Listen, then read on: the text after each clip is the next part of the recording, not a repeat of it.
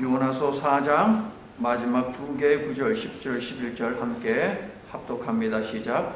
여호와께서 이르시되 내가 수고도 아니하였고 재배도 아니하였고 하룻밤에 났다가 하룻밤에 말라버린 이 박농풀을 아꼈거든 하물며 이 큰 성읍 니느웨에는 좌우를 분변하지 못하는 자가 12만여 명이요 가축도 많이 있나니 내가 어찌 아끼지 아니하겠느냐 하시니라. 아멘.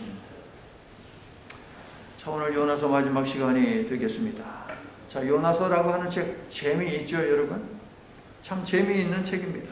새로운 꿀팁을 제가 하나 알려드릴 테니까 예배 끝나고 집에 가셔서 식사하신 다음에 짧은 책이니까 요나서를 제가 알려드린 그 꿀팁을 붙들고 또 한쪽에 적어놓고 여러분 요나서를 다시 한번 읽어보시길 바랍니다. 꿀팁은 뭐냐면은 요나서를 읽으면서 자, 성경에는 여호와라는 이름이 있고 하나님이라는 이름이 있습니다. 그렇죠?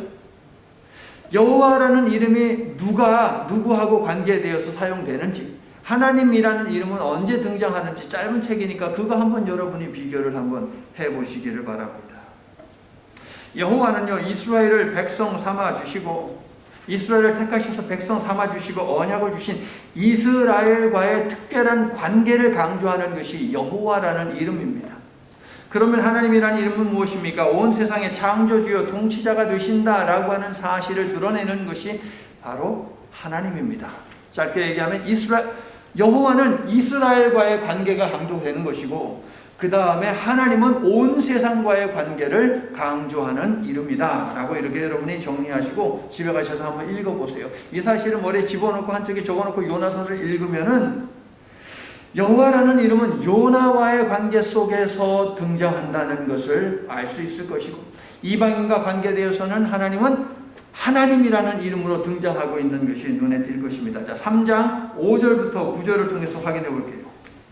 심판 선언에 대한 니느웨 사람들의 반응에 관한 이야기 속에서 여호와라고 하는 이름은 전혀 없습니다. 오직 하나님만이 하나님이라는 이름만이 사용되지요.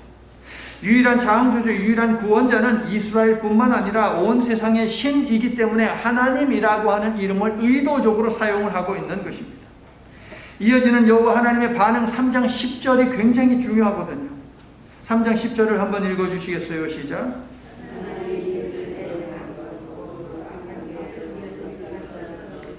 하나님이 뜻을 돌이키사 그들에게 내리라고 말씀하신 재앙을 내리지 아니하십니다. 자, 어떤 이름이 사용됩니까? 하나님이라는 이름이 사용되고 있죠. 무엇입니까? 자신은 이스라엘만을 위해, 요나만을 위해 존재하지 않고 온 세상 사람들을 위해 존재하며 온 세상 사람들을 구원하고자 하는 신이다.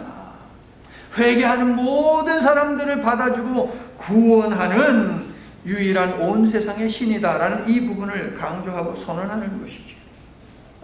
여호와는 이스라엘만을 백성 삼으신 것이 아니라 믿기 위해 나오는 모든 사람들을 백성 삼아주시고 온 인류를 구원하기 위해 은혜의 추격전을 단 하루도 단 한순간도 멈춤이 없는 은혜의 하나님이심을 믿으시기를 예수님의 이름으로 축원합니다.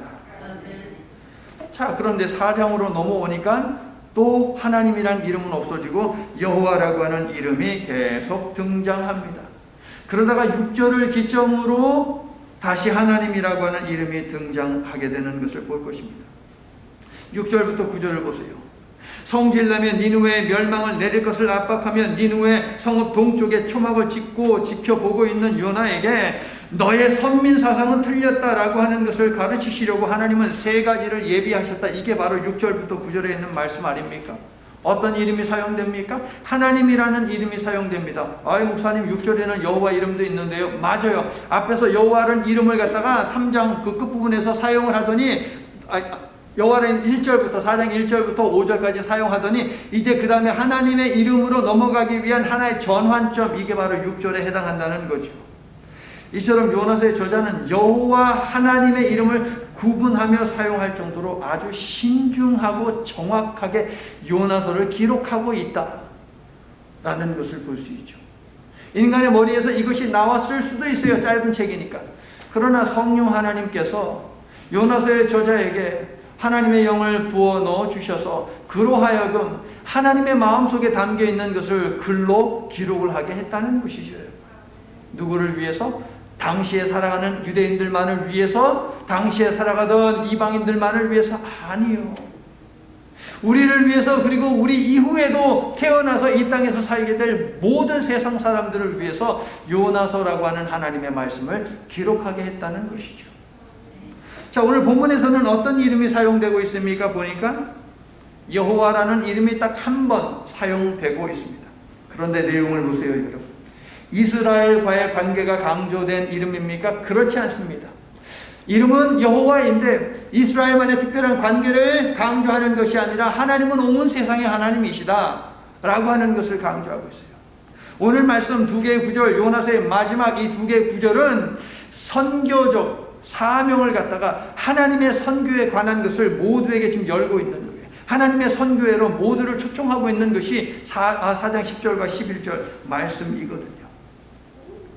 그렇습니다. 내용은 여호와는 니느웨 성읍에 사는 모든 생명도 귀하게 여기시는 만유의 주인 되신다라고 하는 선포, 이게 바로 오늘 본문 10절 11절입니다. 그리고 요나에게 세 번째 수사학적 질문, 즉 답이 뻔한 세 번째 질문을 통해서 요나에게 세상의 모든 요나들에게 자신의 말과 행동 그리고 생각을 성찰해 보도록 촉구함으로 요나서를 끝맺게 된다는 거죠. 자, 10절과 11절 제가 여호와의 말씀 부분을 공동 번역으로 읽어드릴게요. 너는 이 아주까리가 자라는데 아무 한 일도 없으면서 그것이 하루 사이에 자랐다가 밤 사이에 죽었다고 해서 이토록 그토록 아까워하느냐? 이 니느웨에는 앞뒤를 가리지 못하는 어린이만 해도 12만이나 되고 가축도 많이 있다. 내가 어찌 이 큰 도시를 아끼지 않겠느냐? 하나님이 하시는 말씀이에요. 여러분 이거 집에 가져가셔서 읽으셨죠? 여호와 하나님께서는 오직 은혜로 이집트 노예들을 백성 삼아 주셨고 한 민족 한 나라가 되게 하셨습니다. 오직 은혜로. 그러나 유대인들은 이 은혜를 인종과 민족 안에 가두더니 우월주의와 특권 의식으로 둔갑을 시켜서 그 좋은 하나님의 그 선민 신앙을 갖다가 선민 사상으로 왜곡을 시켜버리죠.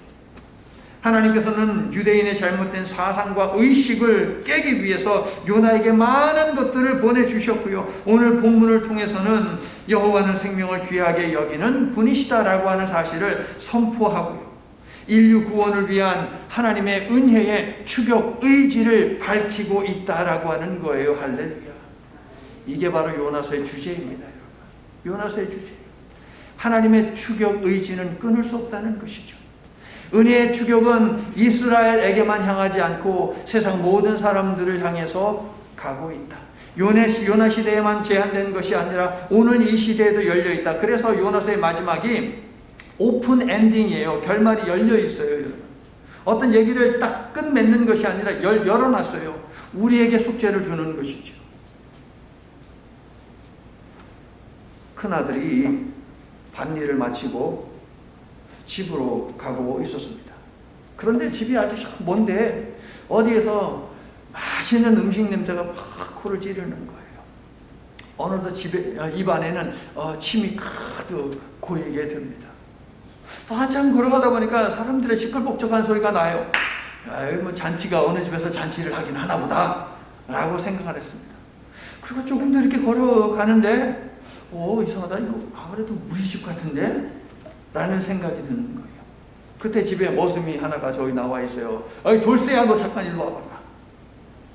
네, 도련님. 아니, 무슨 일이야? 집에 무슨 잔치 있어? 예, 도련님의 동생이 오셨습니다. 그러자 이 큰아들이 듣자마자 성질을 내면서 누가 내 동생이야? 그냥 바로 화를 내는 거예요. 그리고서 집 앞에서 들어가지 않고 그냥 집 밖에서 그냥 승질을 못 이겨가지고서 막 주먹을 불끈 쥐고 막 이렇게 그냥 막 벌벌 떨고 있어요. 너무너무 화가 나가지고. 제가 지금 무슨 얘기하고 있는 거예요, 여러분?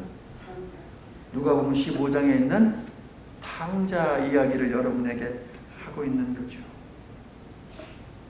자, 아버지가 밖으로 나왔습니다. 그리고 큰 아들을 달랬습니다. 그런데 그런 아버지에게 악을 쓰면서 달려들었죠. 장녀들한테 빠져서 아버지의 재산을 다 날려버린 동생이 돌아오니까 그를 위해서 살진 송아지까지 잡아주시는 것이 온당한 일입니까? 자, 공동번역은요, 우리가 돌아온 탕자 혹은 탕자의 비유라고 부르는 이야기도 요나서와 마찬가지로 수사학적 질문으로 끝나는 걸로 그렇게 기록을 하고 있어요. 이렇게 되어 있어요. 내 동생은 죽었다가 다시 살아왔으니 잃었던 사람을 되찾은 셈이다. 그러니 이 기쁜 날을 어떻게 즐기지 않겠느냐? 즐긴다는 거예요? 안 즐긴다는 거예요? 즐긴다는 거예요. 답이 뻔한 질문, 이게 수사학적 질문인 것 여러분 기억하시죠? 자, 이 아버지에게는 아들이 몇 명 있었습니까? 둘이 있었습니다. 자, 여기서 질문 들어갑니다. 이 두 아들 중에서 누가 탕자입니까? 둘째 아들. 재산을 갖다가 챙겨가지고 밖에 나가서 허랑망탕하게 막 그냥 흥청망청 쓴 그 아들이 탕자입니까? 맞습니다. 그런데 그 아들만 탕자입니까? 둘째 아들은 집 나간 탕자이고요. 첫째 아들은 집 안에 있는 탕자입니다. 탕자 이야기를 통해서 그 아들만 탕자로 보면 안 돼요. 집 안에 있었던 그 큰 아들도 탕자예요, 여러분. 그런데 왜 우리는, 제가 질문을 했어요. 누가 탕자입니까? 둘째 아들이라고 여러분 자신 있게 대답했습니다. 왜 우리는 큰 아들을 탕자라고 생각하지 않을까요? 우리의 무의식 속에서 나와 그 다음에 그 큰 아들을 갖다가 이렇게 싹 연결시켜 놓고 있는 거거든요. 예배에 참여하고 약간의 헌신도 하고 11조 반드시 드리고, 나는 교회 안에 있기 때문에 구원은 당연한 것이고 다른 사람은 몰라도 나는 축복받아 마땅하다고 은연중에 생각하죠.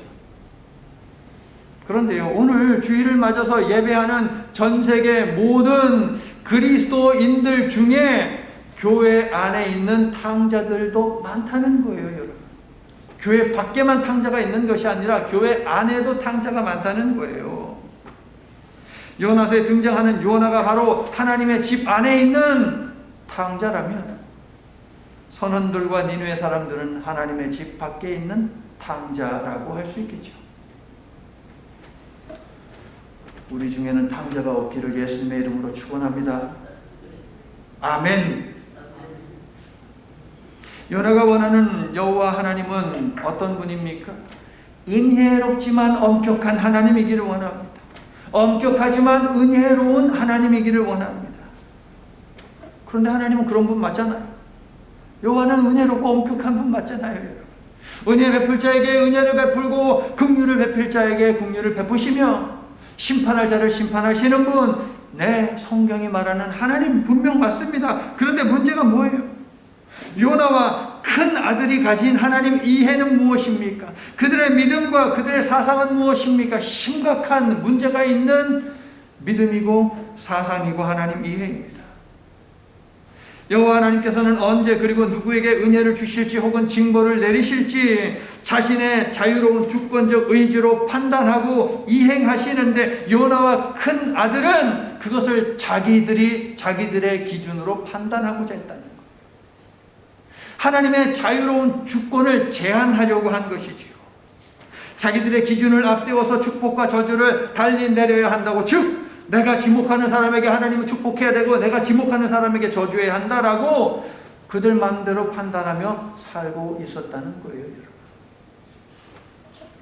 예수님은 포도원 비유를 통해서도 하나님의 자유로운 주권적 의지를 말씀을 하셨죠. 포도원 주인이 있었습니다. 포도원에서 일할 사람이 필요했습니다. 그래서 거리로 나갔습니다. 그래서 주인은 사람들을 하나씩 데려다가 일을 시킵니다.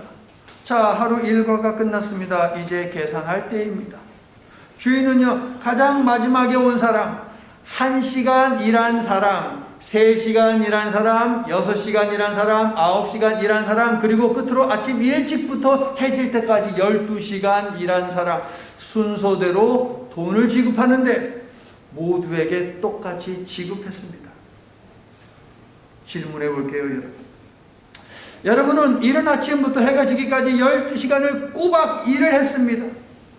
그런데 해지기 1시간 전에, 그러니까 1시간 동안만 일한 사람하고 여러분하고 똑같이 돈을 지급합니다.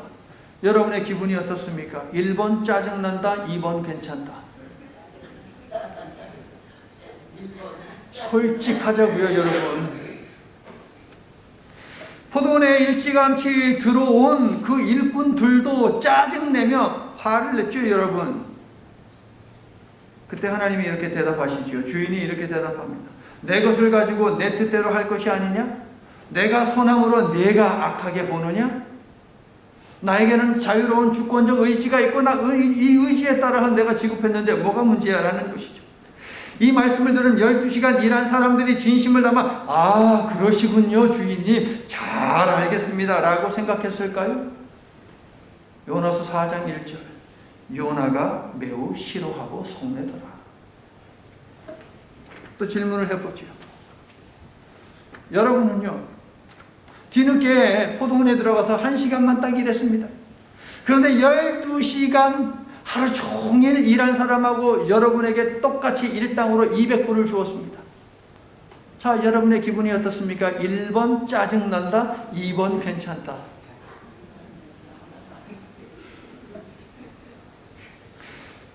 자, 여러분보다 일찍 와서 일한 사람들에게 하나님이 하시는 말씀이에요. 내 것을 가지고 내 뜻대로 할 것이 아니냐? 내가 선함으로 내가 악하게 보느냐?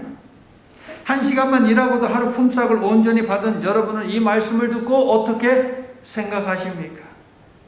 요나서 2장 10절. 구원은 여호와께 속하였나이다. 아멘, 할렐루야, 감사합니다. 자, 똑같은 일에 대해서 우리는 어떨 때는 피해의식을 느끼고 어떨 때는 뭐 당연할 수 있어 뭐 이런 생각도 하면서 살죠, 여러분. 요나는 니느웨의 회개를 보고 그들의 죄를 용서하신 하나님, 심판을 철회하시고 그들을 구원하신 하나님이 너무 싫었습니다. 그래서 화를 냈고 차라리 죽여! 악을 쓰며 대들었죠. 여러분, 사필귀정, 권선징악, 인과응보 뭐 이런 사자성어 들어보셨습니까, 여러분? 들어는 봤죠, 여러분? 사필귀정, 권선징악, 그 다음에 인과응보, 이건 전부 다 뭐냐면은 악은 심판받고 선은 칭찬받는다, 보상받는다라고 하는 결국 그 이야기를 하는 거거든요. 요나의 사고 방식 속에 이러한 인과응보의 사상이 하나의 공식으로 자리 잡혀 있어요. 착한 일을 하면 복을 받고 악한 일을 하면 벌을 받게 된다라는 것인데, 성경에는 이러한 사상이 그대로 적용되는 사건들이 엄청나게 많아요. 가장 대표적인 것이 욥기 아니겠습니까? 욥기는 뭔데요? 인과응보 사상이 원인에는 결과가 있다, 결과에는 원인이 있다라고 하는 것, 이게 인과응보지 않습니까? 이런 인과응보 사상이 철학이 만연한 시대를 향해 하나님의 자유로운 주권을 선포한 철학적인 책이 바로 욥기입니다, 여러분. 자, 욥의 세 친구들이 펼치는 주장 여러분 읽어보셨을 텐데 맞는 얘기잖아요. 은혜가 되잖아요, 여러분. 야, 이거 정말 좋은 말씀이다. 기억 안 날까봐 제가 3명의 친구가 있지 않습니까? 대표적인 말씀들을 제가 읽어드릴게요. 자, 첫 번째 친구, 3명의 친구 중에서 첫 번째로 입을 연 사람은 엘리바스입니다. 그가 이렇게 말해요. 하나님은 아프게 하시다가 싸매시며 상하게 하시다가 그의 손으로 고치시나니 6가지 환난에서 너를 구원하시며 7가지 환난이라도 그 재앙이 내게 미치지 않게 하시며 기근 때의 죽음에서 전쟁 때의 칼의 위협에서 너를 구원하실 것이라. 할렐루야. 얼마나 은혜로운 말씀입니까?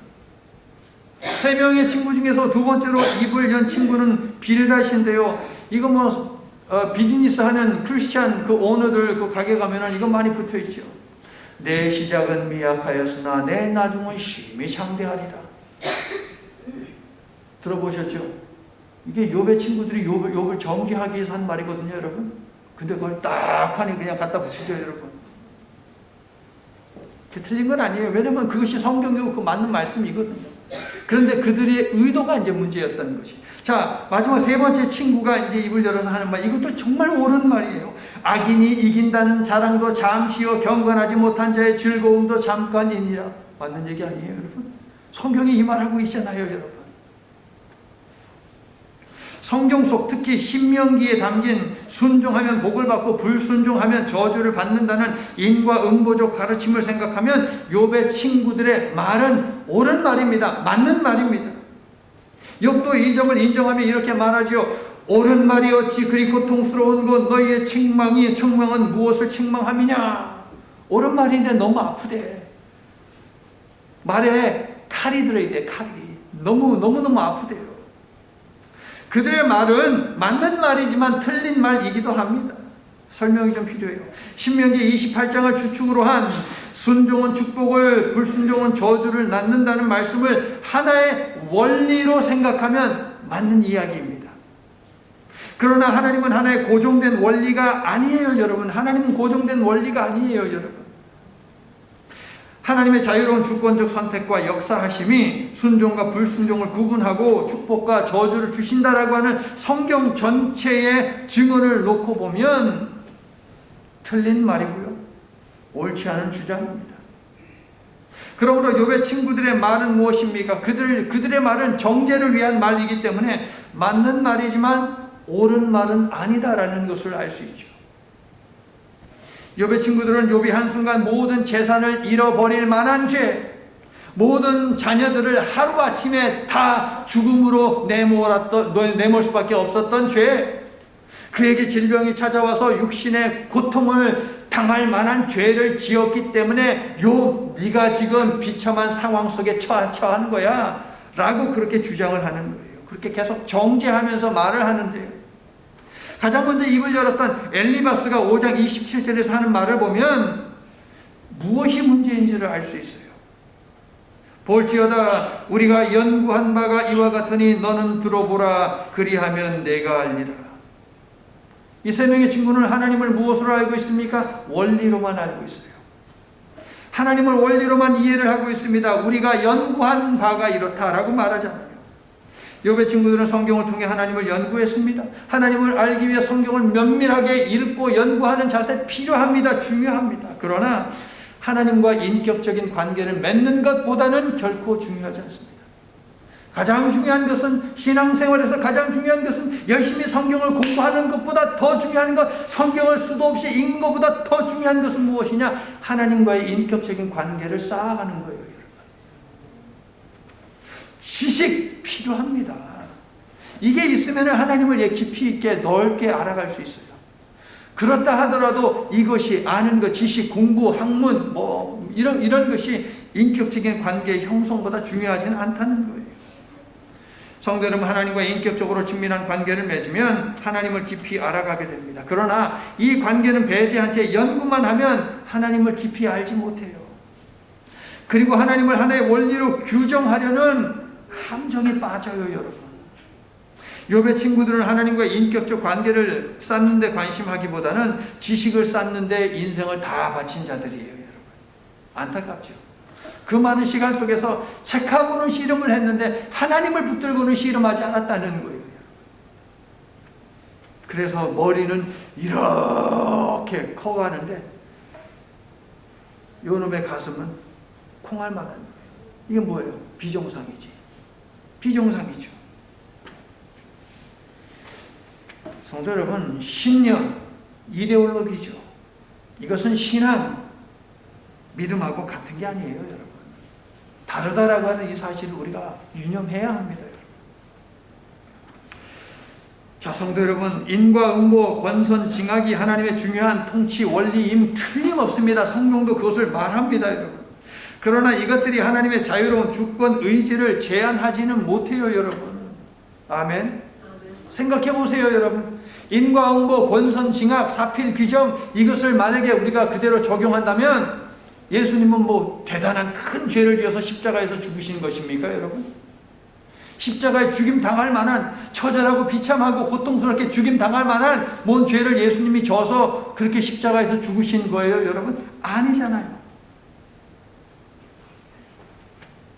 요 친구들의 말처럼, 요나의 주장처럼 죄를 지은 사람은 벌을 받아야만 한다라고 생각한다면, 이것이 하나님의 통치 원리여야만 한다면 세상은 어떻게 되겠습니까, 여러분? 또 여러분 또 손가락 가리키면 또 오해해 또 시험 들어. 너는 이런 생각을 했으니까 내가 이번에는 경고만 줄게. 너는 이런 말을 했네? 그러니까 한 6개월 정도 좀 살아야 되겠는데. 너 이런 행동을 했어? 징역 1년에 처한다. 너는 징역 3년, 너는 징역 6년, 너는 10년. 야, 너는 안 되겠다. 너는 무기징역. 야, 너는 정말 답이 없구나. 너한테는 사형을 언도한다. 꽝꽝꽝. 세상은 그렇게 돌아가는 거예요, 여러분. 욥의 주장처럼, 요나처럼, 욥의 친구들의 주장처럼 하나님은 이러한 통치 원리, 인과응보적인 통치 원리 속에서만 계셔야 된다라고 하면 이 세상은 감옥으로 가득 차고요. 그 다음에 무덤으로 가득 찬 그런 공간이 되고 말 것입니다. 성도 여러분, 하나님은 정하신 일을 반드시 이루시는 분이시지만 죄인의 회개 앞에서는 뜻을 돌이켜 심판이 아닌 용서와 구원을 베푸시는 분이십니다, 여러분. 요나서는 이 사실을 증언하는 거예요. 이처럼 하나님의 은혜의 성품은 하나님의 정의의 성품보다 크다는 사실을 믿으시기를, 그래서 이 은혜를 의지하고 사모하시기를 예수님의 이름으로 축원합니다. 자, 오늘 본문 보니까 하나님은 니느웨 성에는 12만여 명의 사람뿐 아니라 많은 가축들이 있다는 것을 요나에게 상기시켜 주시지. 자, 12만이라고 하는 숫자가 앞에 보니까 좌우를 분별하지 못하는 이라고 하는 수식어가 있어서 어린아이들이 12만 명이냐라고 하는 그러한 오해를 우리한테 주게 하죠. 그러니까 어린아이가 12만 명인지 아니면은 니느웨에 살고 있는 모든 사람들이 어리석고 그 어리석은 사람들의 숫자가 12만 명인지 그것을 알지 못해요. 그런데요, 요나 당시에 산헤립이라고 하는 니느웨는 아시리아의 심장부 수도 아닙니까? 근데 그 산헤립 때에 기록된 문서를 보게 되면 니느웨와 주변 성읍에는 30만 정도의 인구가 있었다라고 하는 보도가 있어요. 그러니까 12만이라고 하는 숫자를 그냥 하나, 둘, 셋, 넷, 쉬어서 12만이라는 그것이 아니라 12라고 하는 숫자의 특징이 있잖아요, 여러분. 성경에서. 많이 있었다. 수많은 사람들이, 수많은 생명이 니느웨 성 안에 있다라고 여러분이 이해를 하시면 돼요. 자, 오늘 본문에서 중요한 건 뭡니까? 나와 너가 극명하게 대조를 이루고 있다는 거죠. 10절에서 하나님은 뭐라고 하십니까? 너는 박농꾼을 아꼈다. 근데 11절에서도 뭐라고 그래요? 나는 생명을 아낀다. 두 개를 한번 합쳐보세요. 요나, 너는 박농꾼을 아끼지만 나는 생명을 아낀다. 요나, 너의 선택은 박농꾼이지만 나의 선택은 생명이다. 이 말을 오늘 본문이 우리들에게 전해주고 있어요. 하나님께서는 니느웨 성에는 수많은 생명들이 살고 있음을 요나에게 말씀하시는데요. 이유가 뭡니까? 요나가 보인 태도 때문이죠. 요나, 너는 박농쿨을 사랑하는 것을 선택했지만 나는 생명을 사랑하는 것을 선택해서 요나와 하나님 사이의 입장이 너무나 다릅니다. 극명한 대조를 보이죠. 니느웨에 예비되었던 심판이 사라지자 죽여라고 했던 요나는 자신에게 예비되었던 박농쿨이 사라지자 또다시 죽여라고 하나님 앞에 대들지 않습니까, 여러분? 니느웨 수많은 생명에게 닥칠 재앙에 무감각했던 그가 자기 혼자에게 임한 작은 어려움에는 극도로 민감하게 반응합니다. 니느웨를 죽기보다 미워했던 그가 박농쿨은 자기 생명보다도 더 아끼고 있어요, 여러분. 이거 어떻게 해석해야 되는 겁니까, 여러분? 하나님께서는 요나에게 하찮은 박농쿨 한 그루와 니느웨 성의 수많은 생명들 사이에서 어떤 것이 더 가치가 있는지 생각해 보라고 그에게 질문합니다. 그게 오늘 본문이에요. 오늘 본문 세 번째 질문, 즉 심판 대신에 설득으로 요나에게 긍휼을 베풀어 주신 질문이에요. 요나서를 재미있게 읽은 사람이라면 요나서의 마지막 부분을 딱 보면서 이렇게 반응할 거예요. 뭐야, 이게 끝이야? 이게 끝이야? 내 성경 잘려나갔나? 이렇게 반응할 수 있어요. 왜요? 궁금하죠? 그래서 요나는 어떻게 됐는데? 궁금하죠? 그래서 니느웨 성은 또 이후에 어떻게 됐는데? 라는 질문이 자연스럽게 들죠, 여러분. 회개에서 멸망을 피한 아시리아의 수도 니느웨.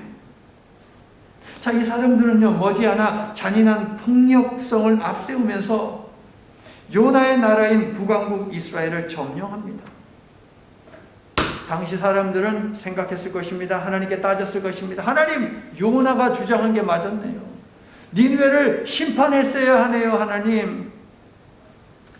왜냐면은 니느웨 아시리아에 의해서 북왕국이 멸망했으니까. 그러나 성도 여러분, 이스라엘은 하나님의 진노로 징계받아 고난의 시간을 보내기는 하지만 완전히 멸망하지는 않았어요. 하나님의 자녀를 향한 은혜를 보십시오. 그런데 아시리아는 어떻게 됐습니까? 기회를 줬습니다. 기회를 잡았습니다. 그런데 그 기회를 버려버렸습니다. 이 자들은요, 이스라엘을 점령하고 그 다음에 무너뜨린 다음에 100년 조금 더 110년 정도 존재하다가 이 땅 역사에서 완전히 지워졌어요. 심판이죠.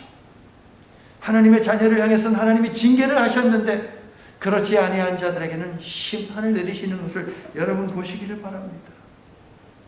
성도 여러분, 하나님은 자신의 자유로운 주권으로 은혜를 베풀 자에게 은혜를 베풀고 긍휼을 베풀 자에게 긍휼을 베푸시며 진노할 대상에게 진노하시며 심판할 자를 심판하시는 분이심을 믿으시기를 예수님의 이름으로 축원합니다. 그리고 여러분은 언제나 긍휼이 임하는 그곳에 서 있으시기를 다시 한번 예수님의 이름으로 축원합니다. 그 다음 질문. 그래서 요나는 어떻게 됐는데요, 여러분? 요나는 어떻게 됐어요? 요나서만 읽다 보면 어떻게 돼요? 요나는 이러다가 이러다가 멸망했구나 라고 하는 이런 생각을 할 수 있어요. 요나는 하나님의 첫 번째 질문에 대해서 어떻게 반응을 보였습니까? 횡 하고 나가버렸잖아요. 하나님이 말씀하셨는데 대꾸도 안 하고 그냥 휙 나가버렸어요. 그런 전력을 가지고 있어요. 어쩌면 요나는 세 번째 질문을 듣고 또다시 뛰쳐나갔을 수도 있습니다. 그리고 그냥 그 자리에서 입 다물고 침묵했었을 수도 있습니다. 그런데 여러분, 요나서 우리가 이제 쭉 배웠습니다. 여러분도 읽었습니다. 요나서 안에 기록되어 있는 요나의 모습은 긍정적인 것이 있습니까? 부정적인 것이 더 많습니까? 긍정적인 것은 없고 부정적인 것만 온통 차 있잖아요. 그런데 여러분이 여러분에 대해서 이제 글을 쓴단 말입니다. 글을 쓰는데 여러분이 아무리 못되게 살아서도 잘한 거는 그래도 좀 있을 것 아니에요. 다 잘했어요, 여러분. 근데 글을 쓰다 보면 사람의 심리가 나에 대해서 쓰다 보면 좀 뭐라 그럴까, 잘한 거는 좀 더 뻥 튀겨가지고서 이렇게 부각시키면서 이렇게 쓰잖아요, 여러분. 대통령들 대통령 하고 나서 글 쓴 책들 보십시다. 다 자기들 잘했다는 거예요, 여러분. 잘못한 건 없어. 그런 거거든요. 그러면 요나서를 요나가 썼다면 정말 거기에 온통 나쁜 것만을 쓸 수 있을까라고 하는 이런 생각이 들 수 있어요. 그러므로 두 가지 추측이 가능한데, 첫 번째, 요나서는 진짜 있었던 이야기가 아니고 소설이다. 이스라엘 사람들에게, 하나님 믿는 사람들에게 교훈을 주기 위해서 혹은 믿지 않는 사람들에게 교훈을 주기 위해서 작성된, 익명의 이름으로 작성된 소설이다라고 추측을 할 수 있어요. 두 번째 추측이 있습니다. 요나가 온전히 회개했다. 온전히 회개해서 자신의 치부를 온전히 드러냄으로 말미암아 유대인들에게 선민 사상은 틀린 것이야 라고 하는 것을 알고 주변 이방 나라 사람들에게는 하나님의 구원은 당신들을 향해서도 열려 있습니다 라고 하는 이 사실을 증언하고 있다고 볼 수도 있죠. 자, 여기서 중요한 단서가 있습니다. 두 가지가 있습니다. 첫 번째, 가장 중요한 단서입니다. 예수님이 회개의 중요성을 강조하면서 성경에 있는 수많은 인물들, 수많은 이야기 다 제쳐두고 요나를 언급하셨다는 거예요. 그건 뭡니까? 요나서는 소설이 아니라는 것이죠. 실제로 있었던 이야기라는 것이죠. 두 번째 있습니다. 유대인들의 전통에 따르면 유대인들도 궁금했어요. 그래서 요나는 어떻게 됐는데? 그래서 유대인의 전통에 따르면 이렇게 기록을 하고 있어요. 요나가 땅에 얼굴을 대고 엎드려 말했다. 여호와 우리 하나님께는 긍휼과 용서하심이 있다 하였사오니. 다니엘서 9장 9절에 있는 말씀이에요. 당신의 긍휼로 당신의 세상을 다스리옵소서. 요나는 회개했다는 거죠. 유대인의 전통적 해석도 요나는 회개했고 하나님의 자유로운 주권적 의지를 인정했다고 알려줍니다. 요나는 자신의 생각이 잘못되었다는 사실을 늦게나마 깨닫고 회개했고 잘못된 선민 의식에서 돌이키라며 동족인 유대인들에게 회개를 촉구하는 마음으로 요나서를 작성을 했다. 이것이 유대인들의 관점인 거죠. 그렇습니다. 하나님의 은혜의 추격전 앞에 요나가 회개했다고 보는 것이 바람직합니다. 요나는 회개했습니다. 그리고 요나서를 썼습니다. 성도 여러분, 요나는 한때 믿음이 성숙하지 못하고 정체되어 있었고 영적으로 성숙하지 못했습니다. 하나님과의 인격적 관계 속에서 하나님을 믿으려 하기보다는 머리로만 하나님을 알려고 했기 때문입니다. 성도 여러분, 하나님과 인격적 관계를 형성하면서 하나님을 매일 깊이 있게 알아가는 일, 체험하는 일을 멈춰서는 안 됩니다. 우리의 믿음 역시 성장을 멈춘다면 우리는 어느덧 요나가 되어 있음을 보게 될 거예요. 그러므로 바울이 디모데에게 명령했듯이 확신을 가질 때까지 계속 배우며 지속적으로 성숙하고 성장해 나아가는 저와 여러분 될 수 있기를 예수님의 이름으로 축원합니다. 오늘 본문 속 하나님의 마지막 질문과 요나의 침묵은 우리 자신을 돌아보게 하죠. 요나서 설교를 시작하면서 요나서를 요나 한 사람의 이야기로 읽지 말고 요나의 이야기로 읽어야 한다는 말씀 드린 거 기억하세요, 여러분? 요나서는 나 같은 사람을 위해서 주신 말씀이라는 것. 오늘 본문이 그 이유를 우리에게 알려주고 있습니다. 우리는 성경을 통해 니느웨가 어떻게 되었는지 확실히 알 수 있습니다. 요나가 어떻게 되었는지도 짐작해서 아니 예수님의 말씀을 중심으로 알 수 있습니다. 그렇다면 나는 어떻습니까? 나는 어떻게 되고 있습니까, 여러분? 하나님도 알고 여러분 개인도 아시죠, 여러분. 성도 여러분, 요나서의 열린 결말, 오픈 엔딩은 각자 자신의 삶에서 하나님의 마지막 질문에 대해 답하라고 촉구하고 있습니다. 내가 이 많은 생명들을 어찌 아끼지 아니하겠느냐? 하나님의 마지막 질문은 오직 하나님의 자비를 깨달은 자들만이 답할 수 있는데 여러분에게는 답이 있습니까? 어떤 답을 가지고 있습니까? 사랑과 용서입니까? 배제와 정죄입니까? 성도 여러분, 자기 중심성에서 벗어나 열린 눈과 마음을 가질 때 참되게 사명을 감당할 수 있습니다. 읽어주세요. 하나님의 은혜의 추격전은 계속되고 있습니다. 요나서를 배웠으니 용서하고 사랑하여 기어이 구원하겠다는 하나님의 은혜를 여러분의 것으로 만들고 여러분도 용서와 사랑과 구원의 사역을 감당하며 사시기를 예수님의 이름으로 축원합니다. 이제 말씀을 마칩니다. 성도 여러분, 요나서 속에 있는 요나는 대책 없는 삶을 살았습니다. 그러나 요나서 밖의 요나는 회개하여 답을 찾고 그 답을 모두에게 제시하는 인생을 살았습니다. 다시 말해서 요나는 자신의 죄를 폭로함으로 선교를 향한 하나님의 마음을 열방에 알렸습니다. 죄인을 끝까지 추격하시어 구원하시는 하나님의 성품과 의지를 드러냈고요, 선교적 사명으로 우리를 초대하고 있습니다. 성도 여러분, 여호와는 생명을 귀하게 여기는 하나님이시요 우리의 구원을 원하시며 우리의 구원을 위해 일하시는 분이심을 믿으십니까? 아멘. 하나님의 은혜의 추격전 덕분에 이처럼 구원받은 백성으로 하나님을 예배하며 하나님의 선교에 동참하고 있으니 이 추격전이 여러분 주변에 믿지 않는 사람들에게도 향하고 있음을 알리시기를 바랍니다. 그래서 구원하시는 여호와 하나님의 역사하심이 여러분과 여러분 주변 사람들의 삶에 풍성하기를 예수 그리스도의 이름으로 간절히 축원합니다. 자비롭고 은혜롭고 노하기를 더디하고 인자와 진실이 많으신 여호와 하나님, 요나서의 시작과 마지막은 니느웨는 큰 도시였음을 밝히고 있습니다. 이야기의 시작에서는 니느웨의 죄악이 그만큼 컸는데 이야기를 마칠 때는 회개를 통해 하나님께 매우 소중한 도시로 니느웨가 크게 바뀌었음을 봅니다. 하나님, 우리 인생의 마지막이 이와 같기를 소망합니다. 하나님의 은혜를 많이 받아 감사하며 우리의 삶을 마칠 수 있기를 소원합니다. 그러므로 우리의 마음이 주님의 은혜를 지속적으로 사모하게 하시고 주님의 가르치심에 귀를 기울이고 주님의 가리키심에 눈을 집중하도록 도와주시옵소서. 예수님 이름으로 기도드립니다. 아멘.